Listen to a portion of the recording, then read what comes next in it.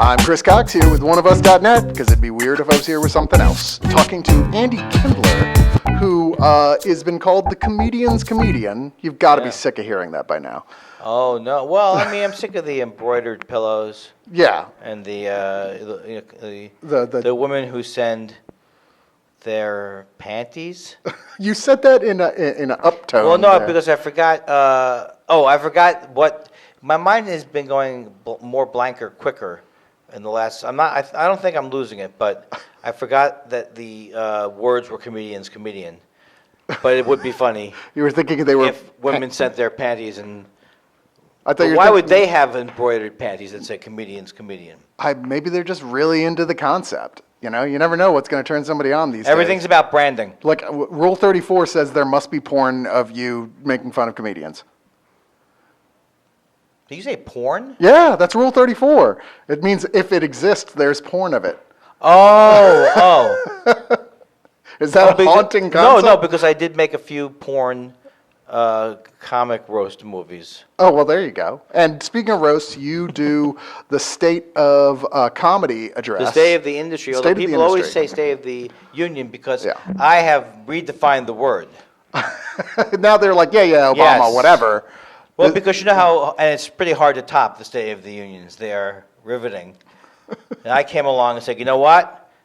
Take that State of the Union. My State of the Industry is way funnier than your State of the Union, which isn't supposed to be funny. Well, there's some jokes. Didn't that start off just kind of like as a, almost improv type thing? Like, just like, hey, I'm just talking and having fun. And then it grew into, one of the biggest, most desired to get into comedy events?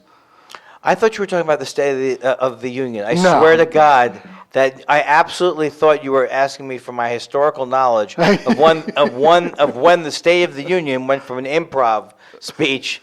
No, what you said was completely wrong. Okay. And I don't even know if I can build on what you said. Okay. Now, what happened was originally I did a demonstration of hack comedy. Yeah. At Montreal. I had written an article for National Lampoon where I kind of... In 91, right? In 91, and that's on my website under None of the Above, and it's like how to be a hack comic, and it was really fun. And your older brothers might remember it. Your uncles. Believe it or not, I'm a lot older than I look. Me too. No, I'm in my 30s, ostensibly. That's my new catchphrase, ostensibly. I like that. People, they aren't using ostensibly enough. I'm a young man, ostensibly. Okay, so I wrote that article, and then I gave a speech in Montreal where, no, it wasn't a speech, it was a demonstration of the hack comedy. And Patton Oswalt and Blaine Capatch and all these people were on it, and I just like to name drop. And then the next year, the head of the festival, Bruce Hill, said, why don't you come back and do something else? And it was decided I would do a general speech, and my manager, Bruce Smith, came up with State of the Industry. That was his. There's no money in it. I'm making it like it's a big deal, like I'll be able to pass on to my son. But it was always a planned speech. But what wasn't planned, it was always a review of the year in comedy. Yeah. But what wasn't planned was that it would continue on. So I listen to Harmontown a lot, and whenever he has you on or mentions you, Dan, he's always like, "This is the greatest comedian in the world." I know I don't mean like I know that he's right. I mean like I know that he says those things. They're really great. I mean, you are very funny, but do you think part of it is that he's terrified of you savaging him during the state of the industry? So what you're asking me to do is you're asking me to take an incredible compliment, and you want me to help you figure out why it may not be an amazing compliment. It could be him covering his bases. You have to make that assertion on your own. Okay, I think I just did. Well, but I'm not helping you. Okay. No, I think it's all for the right reasons. No, what would he worry? What can I say about him? I don't think. Well, I know you're making a joke anyway, so I don't know why I went so far with the answer. Only make the joke because part of his whole shtick is how desperately insecure he is. Oh, but I thought that was my shtick too. Is that your shtick as well? Well, on one level, it's not. I mean, I'm secure that I know how to do. I'm not saying it'll work all the time, but I pretty much believe I know how to do stand-up comedy. And if I'm not thrown off by the crowd, like they're shooting guns at me or something, I can pretty much reproduce it most of the time. Not every night. I don't know why. Well, no, but even like I think like almost Richard Pryor had bad nights. You know. Yes, and I know you're saying that I'm more important to the history of comedy than Richard Pryor. I'm not saying that. You said that. I'm going to let you insinuate whatever Yeah. you need to. I'm not saying I'm the greatest comic of all time. Let others say that. I think that's fair. I think that's totally fair. All I'm angling for is a great obit. I'd be willing to pay someone right now if they were a death PR person. And just we're prepping it right now. So that their only job is the day you die, they take over and try and get you good placement. That makes a lot of sense. And then that's all I want is a good obituary. And I want everybody to be I would like the nation to be inconsolable. So you want all the memes like with Prince and with David Bowie and everything, but with your face? No, and I'm things. talking about Kennedy assassination level of sorrow. I will stand with a cheap Super 8 camera and film from the side Zapruder? if you want. Yeah. And I want to be buried in the Arlington Cemetery, even though I haven't been on the service. I've been in the service of making America laugh. I don't think. This is the type of thing. Did anybody ask you to gild the lily on that joke? I can't help it. Yeah. Well, at least it was a solid drum rim shot. I wanted to do. You went did the gush. I wanted to do the rim shot version of someone speaking up at the end of a sentence. There, like I'm not sure. But why not? But why not? Yeah. So, like, since the state of industry address has become a thing, you've kind of become really known for being the one comedian who's not afraid to take on other comedians. I mean, I don't think the one comedian. I'm sure other people have done it. Best known for it, let's say. Best known for it, does it the best. Yeah. Has taken it to a new level. I think that none of that has redefined the comedy genre. Or has defined Any of those has period. defined the comedy genre. Yeah, well, some would say it's foolhardy. It is in a way foolhardy. I mean, I have to admit, I don't think that what I do is gratuitous. So I always get turned off by gratuitous, like where you go that extra mile because you know you'll get a reaction, but part of where you're getting the reaction is that you've gone that extra mile, so there's something manipulative about it. But I do know that if I do know that saying it does cause a stir. But I would never do it. But I wouldn't do it just to cause a stir. That's Bill Maher. Bill Maher's like, I'm politically incorrect. I said it. The Muslim religion is. I hate all religions, but the Muslim religion is the worst. Liberals. Yeah. Liberals. I think definitely a lot of that is trying to stir up fire. I've never read you say anything about anybody that I couldn't see your point of view. I didn't always agree, but I was like, yeah, he makes a good point.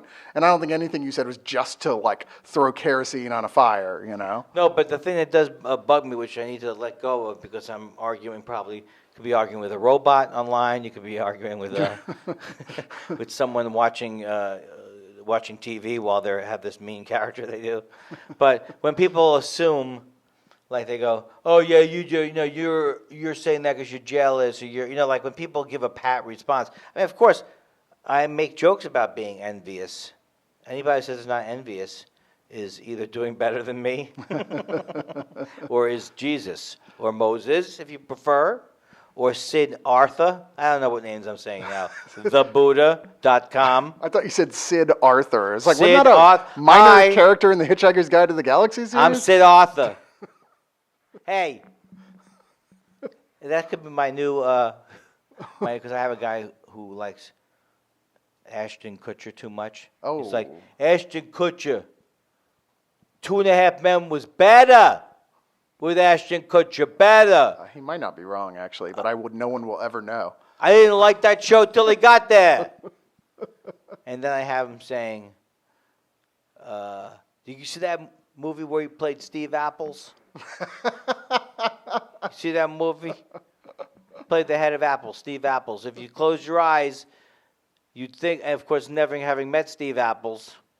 So I don't know what I was going to add to that, but I think that worked pretty well. When you edit it, it's the first thing, but that's where my mind goes blank. I have ADHD. Because Kennedy would say ADHD, Clinton, and then Clinton started doing that because that's not good. If you're a politician, Bernie Sanders says this. Hey, there's 2 people left in the debates. but I still feel the need to raise my hand. Whoa, whoa, whoa, whoa. Call on me next. Mr. Carter. There's nobody else to call on, Bernie. It's just you. And now not even really just him. I don't want to pile on, but you're through. You're through, Sanders. I like when he says, 55 years ago, was 0%. I was 100% behind whoever would be running. I came from, who doesn't come from nothing? Who doesn't come from, first of all, you haven't run. So of course you're at zero. Unless you're somebody who they're constantly doing charts on of their channel. I should pay someone to add on to the presidential polls how many percentage of people would want me to be president. I'm not even running, but just to see put my toe in the water.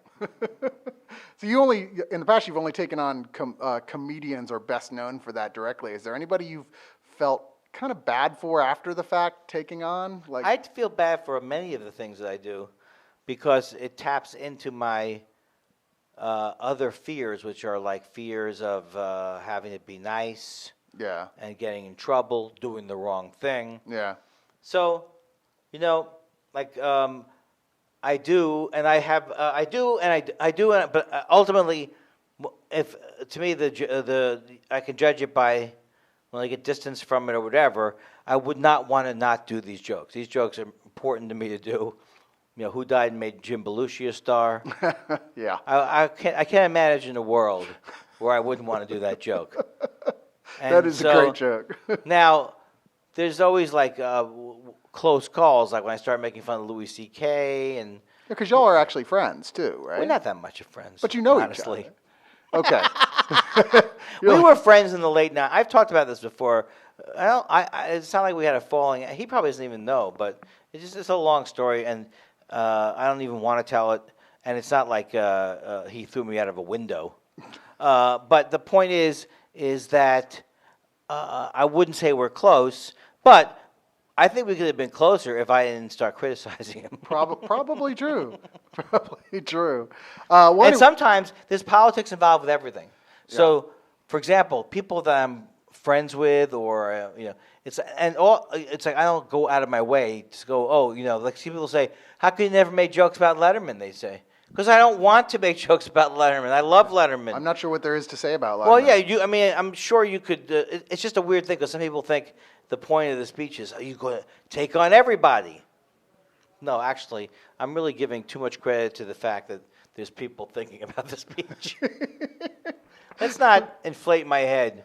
All right. Well, tell us what you're doing right now, where people should be looking for you, what new stuff you're working on. I've never seen a person want to wrap up something so quickly. You actually have a show in just a little bit.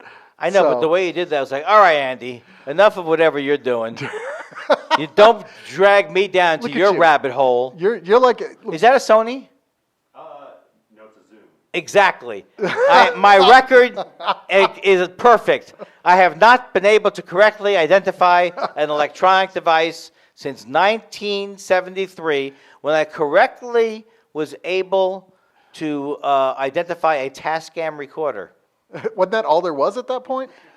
Nobody needs to know the backstory. Sorry, yeah. I was able to say that's a Barkus Berry pickup. You just made that up. No, I have a set shtick that I do. No, none of this is prepared. No, and what I'm saying not. is like no, that is prepared. But when I do certain things, they are like things I've done before. If I go into certain launching mechanisms. Yeah, no, I totally get that. A lot of people think everything I say is off the top of my head. That was, and also that was as well. And that was. I've never said this before, but that's not true. I've said I've never said this before, but not in this context. I have a teleprompter in my head. Well, you have to have that. You know that material so well that when the conversation comes to a point that there's an insert point for it, of course you take it.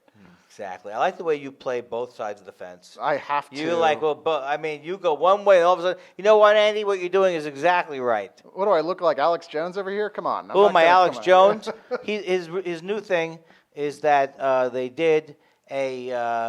they're doing an autopsy on Prince, but they didn't do one on Bowie. No, not Bowie. No, it's Ted not- Nugent? Please tell me No, he it's died. not. No, it's Didn't- Scalia. Scalia. Scalia. And so I felt like, but I didn't want to heckle him, but I felt like saying, "Oh, you believe Prince is dead? Oh, right, you sucker." It's the one You guy sap. he believes that is he actually believes. dead. Yeah. That he believes. To come up with this other crazy thing, I've decided to pretend to believe this one thing is true. Well, it's all right. So it wouldn't be that weird. You know, when Batman died, the difference between Batman dying and Scalia dying is with Batman, they did an autopsy.